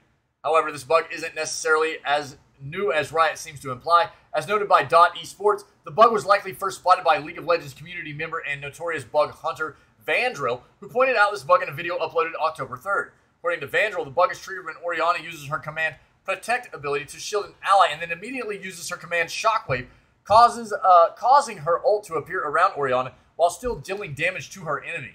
Still, regardless of when the bug was first spotted, it's fair to say that she won't be making her second appearance at the championships anytime soon. Elsewhere in the gaming world, the team behind YouTube cult show Don't Hug Me, I'm Scared is making a video game and is currently looking for a producer to guide us through the different parts of the journey towards the launch of our first game. We actually took an in-depth look. That was the last article we hit yesterday in our video gaming news segment, talking about this Don't Hug Me, I'm Scared, making a video game. And if you're interested in taking a bit of a closer look at what that entails, look at the end of yesterday's video gaming news segment on our YouTube channel, okay? PlayStation Plus losing popular PS4 horror game just before Halloween.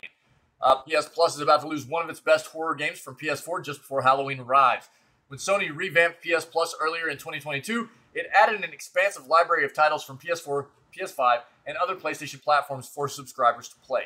Much like Xbox Game Pass, though, these games don't stay in the PS Plus library forever, which means that titles end up departing from the service every now and then. And as of this time next week, one of the most seasonably appropriate games on PS Plus will no longer be available. Seasonally. I think I put a B in there. It doesn't belong. Taking place on October 18th, Soma is going to be removed from PS Plus for those subscribed to PS Plus Extra and PS Plus Premium. Originally released back in 2015, Soma comes from Frictional Games, which is the same studio behind the Amnesia series. Soma might not be considered the most high-profile horror game of the past decade, but it's definitely become a cult classic. On Metacritic, the game was scored by critics at an 84 out of 100 aggregate, while user scores averaged out of 8.5 out of 10. It is a very good game. Soma is a really, really good horror game. I enjoyed it very much. We played it last Scaretober, and it was a great experience. So, highly recommend. I mean, people have 6 days, roughly, 5 to 6 days to go get a Soma playthrough completed on PS Plus before it's gone. So, if you're into the horror vibes, the spooky vibes, I highly recommend if you have a PS Plus subscription to go take advantage of Soma before it goes away. The only good thing about this situation is that Soma doesn't take too long to finish. Average playthroughs of the game, according to How Long to Beat, clock in around 9 hours in total. As such, if you'd like to play the game before it ends up leaving PS Plus, you should be able to knock it out in the coming week before it's gone for good. If you'd like to learn more about Soma, you can check out the game's official description as seen on the PlayStation Store down below. Yeah. I'll throw this in chat for you guys that want to take a better look at it, okay? Closer look.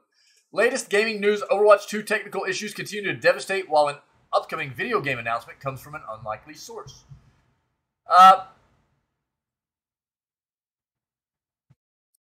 Just under a week ago, Overwatch 2 launched as a free-to-play rebrand. Originally thought to be a sequel, Overwatch 2 was more of a replacement for the original, revamping the characters, environments, graphics, and more. Yeah, around the same time that Overwatch 2 launched, Overwatch shut down its servers indefinitely, confirming that all activity would migrate to the latest release. As if Blizzard weren't already in hot water over the decision to ice Overwatch 1, the clunky launch made matters worse after enthusiastic players began experiencing multiple debilitating technical issues. If it wasn't servers crashing, it was locked content and annoying bugs. Even after Blizzard addressed the issues and promised to fix them, it became a game of whack-a-mole, wherein one issue was fixed and another seemed to arise out of nowhere. This time it was a pesky bug that locked several characters, preventing players from choosing them out of the starting lineup. Seems as if Overwatch 2 beta isn't living up to the standards of its predecessor. Yeah, it does seem like there have been a lot of issues with the transition over from Overwatch 1 to Overwatch 2.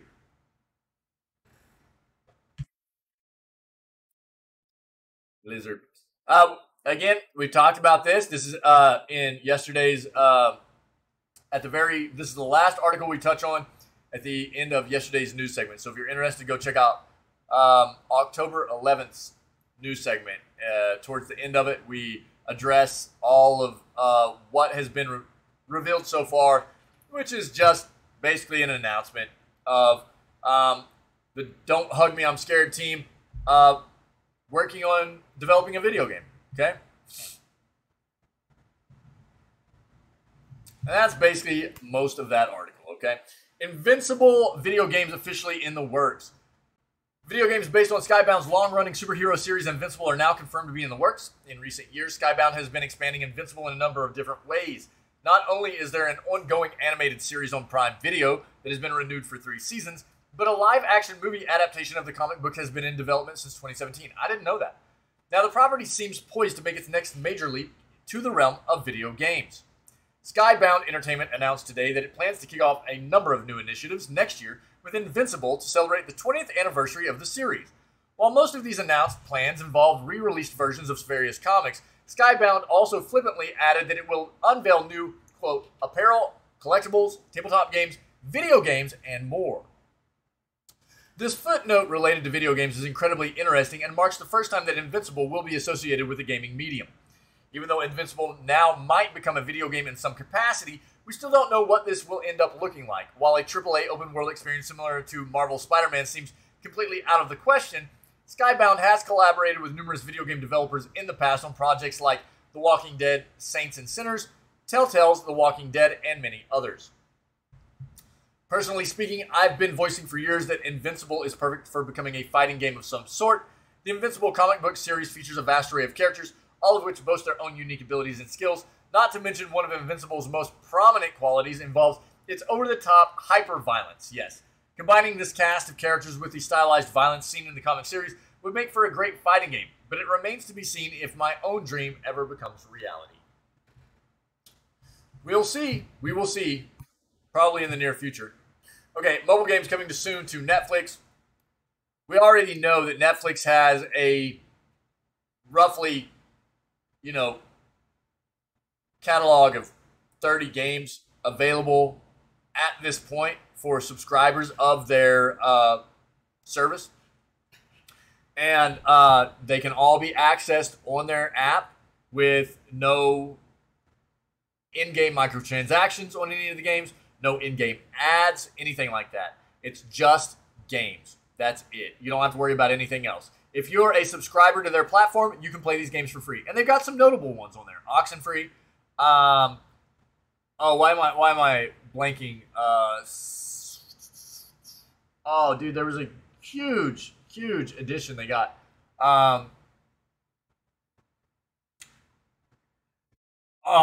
Maybe they'll name it. I can't think of the name of it right now.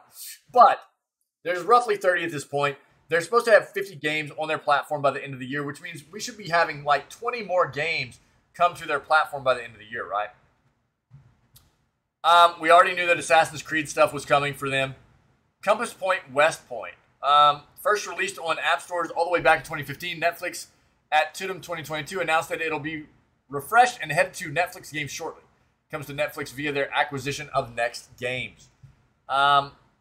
Build and run your own Wild West town. Use your tough town sheriff and his trusty sidekicks to protect it.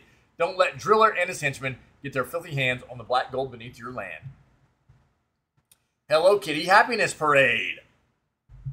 Based on the incredibly popular Japanese cartoon character, this will be the first time Hello Kitty lands on Netflix in some form exclusively. Create a grand spectacle with Hello Kitty and friends. Make new allies and lean on your abilities to avoid traps that can rain on your parade. Immortality. This is a big one too. Immortality is a highly rated game from an indie developer. And this we knew was coming to Netflix as well. Announced to come out on Netflix games in the summer, and then in September to no avail is the interactive thriller game from Sam Barlow, best known for Her Story and Telling Lies. Per Netflix games, here's what you can expect. Investigate the lost works of the Silver Screen, hopefully to unlock the secrets behind her disappearance. What happened to Marissa Marcel? Brimming with talent, magnetism, and beauty, the young actress was poised for stardom until it seems she evaporated into thin air. Piece it all together to uncover the truth behind this dark, hidden chapter in Tinseltown's history. Kentucky Route Zero. Netflix will be the exclusive home of the point-and-click adventure game developed by Cardboard Computer. It was first released on PC back in 2013. La Casa de Papel, the game. Been a while since Money Heist wrapped up on Netflix with its final season, but Netflix, as you're no doubt aware, isn't done with the franchise. A Korean spinoff has already been released, and a Berlin spinoff is in the works, but now we've got word we'll also see a video game adaptation. The game is being developed by the Colombian video game development studio Killasoft. Here's how Netflix describes the new game. When an old friend of the professor's comes calling to cash in a favor, the La Casa de Papel crew is pulled into a heist to rob a shady billionaire's casino in Monaco. Mighty Quest. Also coming from Ubisoft outside of Assassin's Creed is a new mobile game described as a new roguelite-inspired Mighty Quest for Epic Loot. The original game was released in 2019, but servers shut down on the free-to-play version in September of this year. Probably because it is coming to Netflix. It might have been one of the things they did for that specific reason. Narcos, Cartel Wars Unlimited. We saw already that this was coming as well, so we knew about that. Raji, first released in August of 2020 on PC. This game from Notting Head Games and Super.com is now making the jump to Netflix games. The game is described as Raji, an ancient epic, is an action-adventure game set in ancient India. A young girl named Raji has been chosen by the gods to stand against the demonic invasion of the human realm. Her destiny? To rescue her younger brother and face the demon lord Mahabalasura. Mahabalasura reigns 3 Kingdom. From developer Digital and Nuriel, based out of the UK, will come the 5th entry in the franchise inspired by a Chinese epic. Here's what you can expect. The romance of the 3 Kingdoms reigns. 3 Kingdoms thrust players into the turbulent final years of the Han Dynasty. There, they will encounter the many factions, wars, and heroes of the saga as they swipe their way through negotiations, marry to strengthen alliances, and convert to gain more power. Discover new ways to enjoy Reign's unique swiping mechanic as you uncover the many secrets of a vast storyline and a host of unexpected minigames. Shadow and Bone Destinies. This is a spinoff of their show. Coming to Netflix in 2023. So this will not be something that should be included in the 50 games they have promised for what will be added to their platform as of this year. But following the Shadow and Bone Season 2 news from day one of Geek Week, where we got the news that the second season had wrapped filming, Netflix unveiled that the series will also be getting a video game. Here's what you can expect. Play as your favorite characters and journey across the world of the Grishaverse in a narrative adventure to fulfill their destinies. Along the way, you'll need to make decisions that will determine the course of your journey. Stranger Things Puzzle Tales coming in this quarter, so before the end of the year. Based on Netflix's biggest English language series, this puzzle game has already been released in the past on various app stores, but will be getting an update and become exclusive to Netflix games. Comes via Netflix's acquisition of Next Games. The game was shut down earlier this year in preparation for release on Netflix games before the end of this year. Terra Nil. We've seen this, and we knew that this was coming too. The Queen's Gambit chess. So this is a play off of their other series, The Queen's Gambit, if you haven't seen that. Any guesses as to what sort of game this will be? If you guessed soccer, go get your head checked. It's chess, of course, with many of the faces you saw in the TV series making an appearance. We've known about The Queen's Gambit getting the video game treatment for quite some time, as we reported earlier in 2022.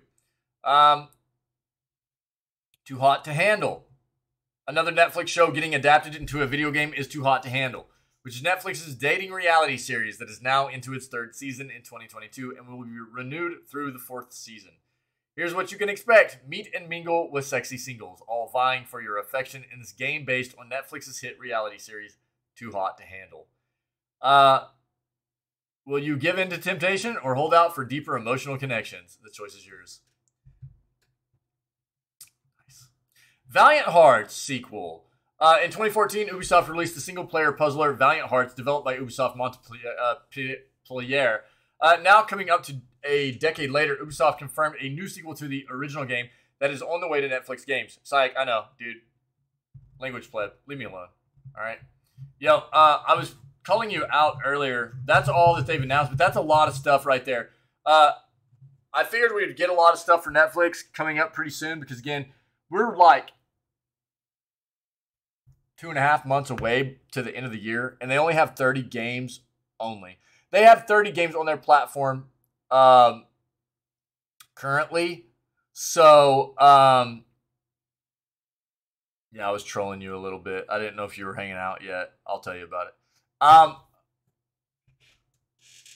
So the fact they were supposed to have 20, they were promising 20 games on their platform by the end of the year.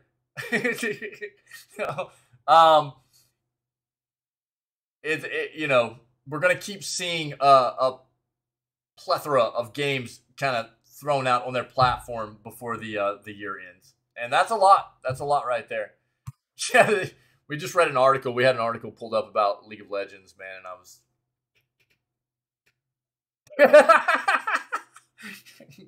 You know, I was like, this is for sight. 2 unreleased NES games serviced on eBay could go for thousands. 2 unreleased NES games have been listed on eBay. The first is a prototype cartridge of a game called Battlefields of Napoleon, including all the original packaging design. The second one is a demo of a Nintendo Power Glove game developed by Rare. What? Napoleon was never released locally, but a Japanese version of this real-time strategy game was made available for the Famicom as Napoleon Senkai.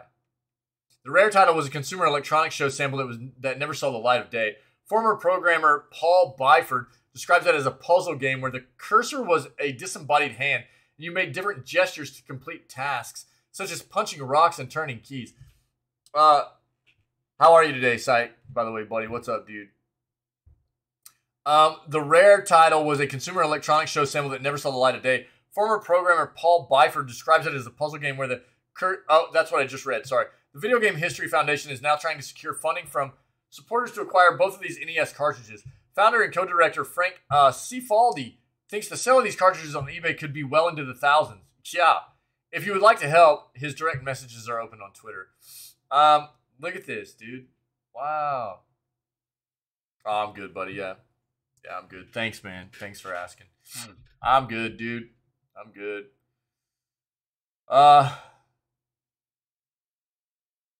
That's crazy, man. It's crazy.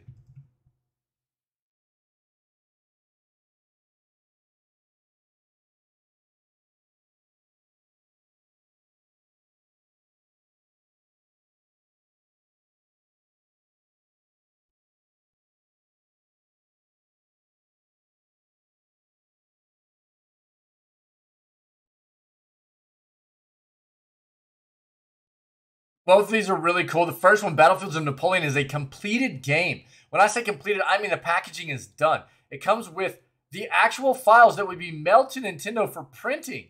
Using these, we can make perfect digital versions. That's awesome. Dude, that's so cool. Preserving video game history, dude. That's really, really wild. That's really neat. All right, guys, this is the last article I have for the day. If you have anything to add, let me know, and we'll address it before we move on to Little Nightmares. All right. Microsoft accuses UK regulator of adopting Sony's complaints over Activision Blizzard deal. In September, the Competition and Markets Authority said its inquiry into the roughly 69 to $70 billion merger had officially been expanded to a second phase due to a number of antitrust concerns. On Wednesday, the CMA detailed in full its reasoning for its concerns, including the impact of competition in the console, game streaming, and subscription spaces. Responding to the CMA's decision, Microsoft has now called the regulator's concerns misplaced and claimed that it adopts Sony's complaints without the appropriate level of critical review.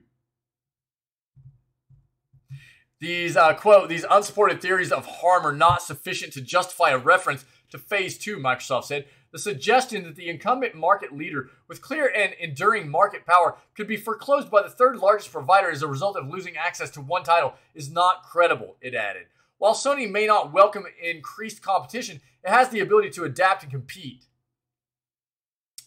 The Xbox owner referenced Sony's leading position in the console market, citing an install base of 150 million versus Xbox's 63.7 million. And look, this has been the trend, okay? This is not just current. This has been the trend of Sony versus Xbox over the history of consoles. Their competition has always virtually been PlayStation selling double the consoles of what Xbox does, right? So this is not just like a current thing. This is what has always been the case, right? Sony engages in conduct today which is reflective of its market power in console gaming, including increasing prices of its consoles without fear of losing market share. Absolutely. I've talked about this a lot here lately about Sony increasing its price of consoles everywhere. I talked about it just a little bit ago, actually. Increasing the price of its consoles everywhere in the world right now, outside of America for some reason. It said referencing, or the US specifically, I think. It said referencing recent PS5 price rises in some territories. Microsoft also noted Sony's own recent acquisition of companies such as Bungie and Haven, claimed that as of 2021, there were over 280 first and third-party exclusive titles on PlayStation in 2021, nearly 5 times as many as Xbox. Quote, in short, Sony is not vulnerable to a hypothetical foreclosure strategy, and the referral decision incorrectly relies on self-serving statements by Sony, which significantly exaggerate the importance of Call of Duty to it and neglect to account for Sony's clear ability to competitively respond.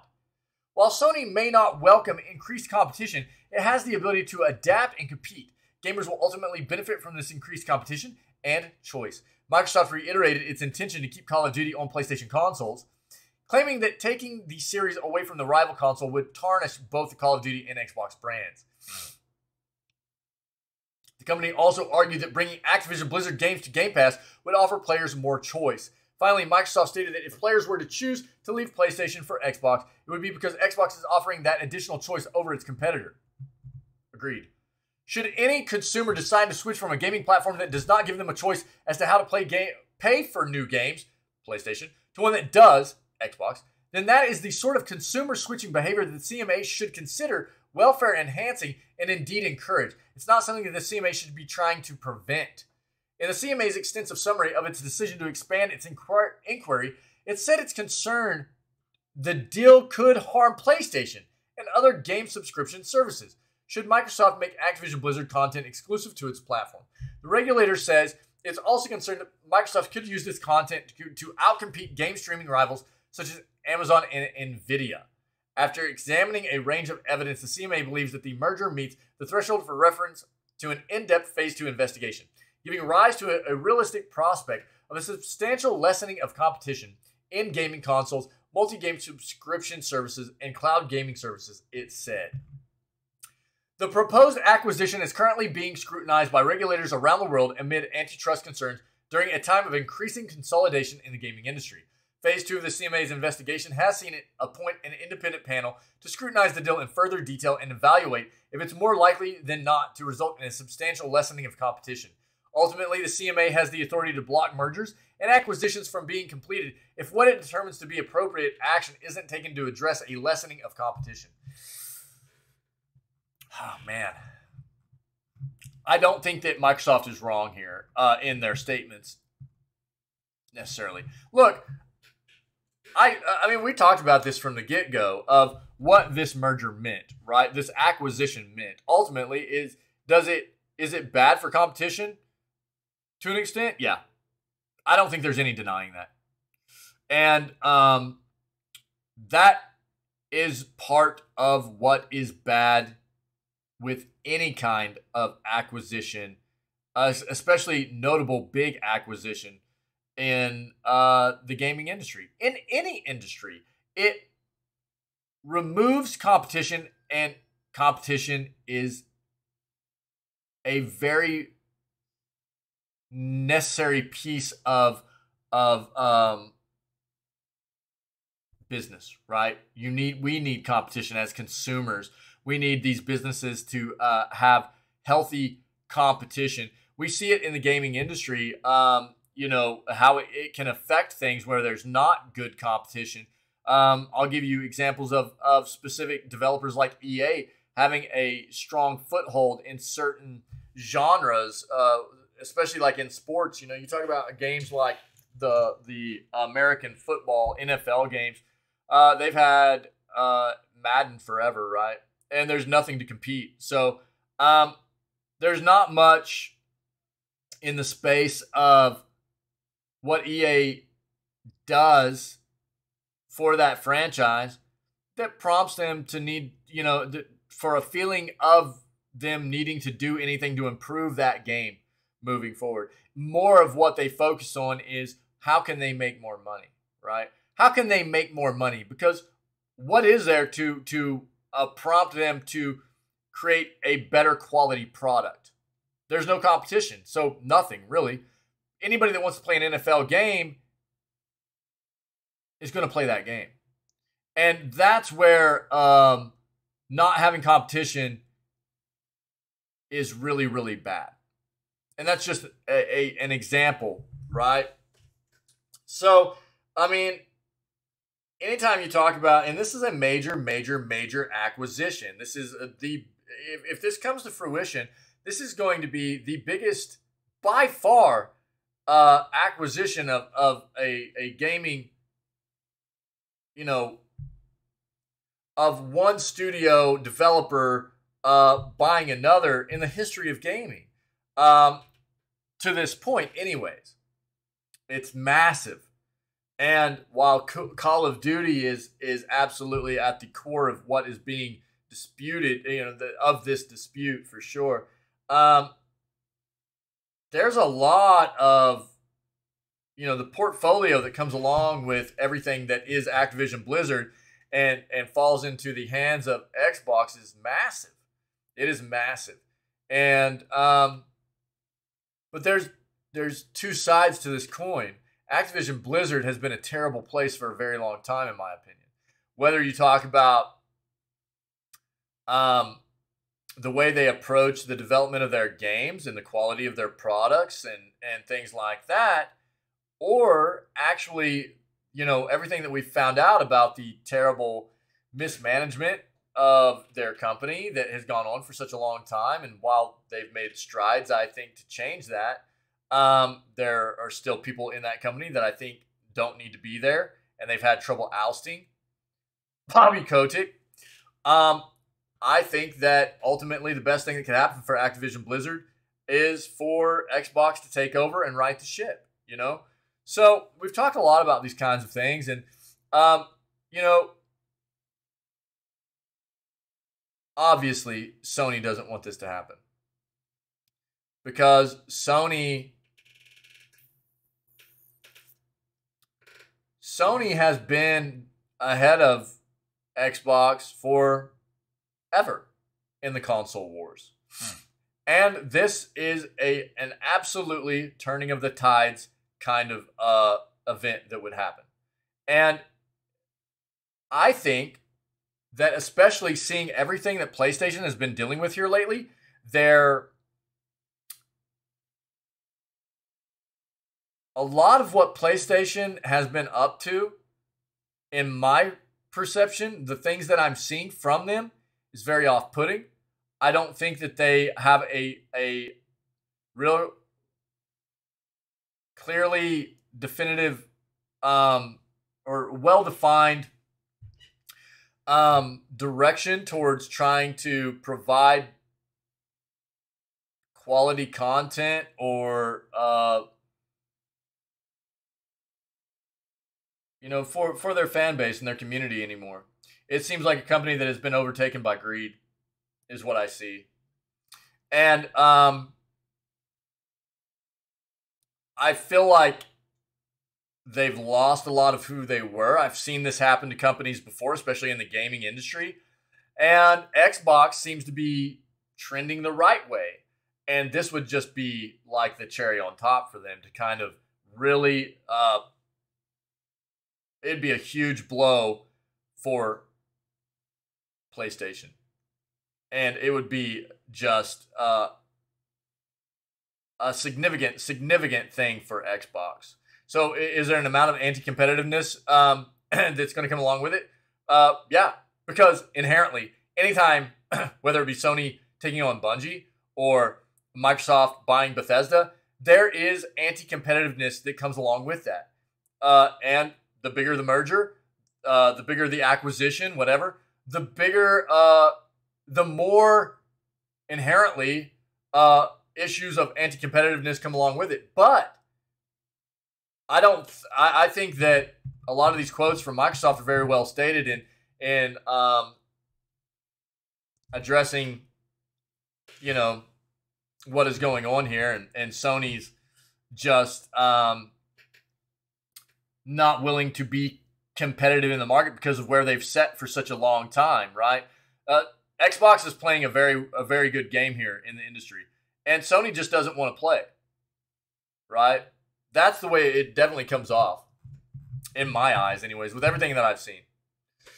So I'll shut my pie hole. That's what I have to give to. We talk about it a lot, and I'm sorry that I dive into it constantly, but this is a big deal for the gaming industry. It is an absolutely massive. This has implications for the history of gaming. It actually does for what happens, especially if this acquisition takes place, right? If the acquisition takes place, there are definitive. Like the results and what is going to happen because of this acquisition. Some of it we know, and some of it we don't know, and it's going to be a huge thing in history. And then if it gets blocked and they're not able to take over and buy Activision Blizzard, Xbox and Microsoft are not able to, there's always going to be that, thought of what if, it's still going to be a big part of history, and people are going to go, there's going to be a lot of people that take one side or the other, I think, and it'll be talked about forever in the gaming world. That's what I got. That's what I got. Long news segment, sorry. But it was a good one. They always are, man. I don't know. I enjoy doing the news. It's very, very interesting to me, and I love staying current on stuff. So I appreciate you guys being a part of it. So shout out to everybody that was part of the news segment today. Shout out to Super Donut for the resub, 3-month resub today. And I don't think I shouted out Reject yesterday. NSYNC Reject, our buddy. 2-month resub yesterday at the end of the stream, towards the end of the stream yesterday. I don't think I gave a shout out yesterday at the end of my stream. So to both those individuals, thank you very much for the support.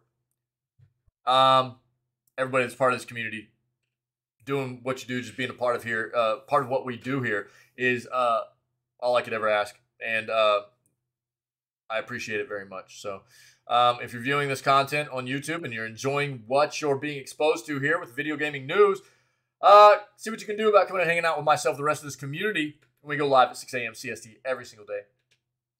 And also maybe consider hitting that like and subscribe button for me if you wouldn't mind. Other than that, you guys just stay healthy, stay safe, be kind to one another. And we will catch everybody tomorrow for October 13th edition of Video Gaming News. All right.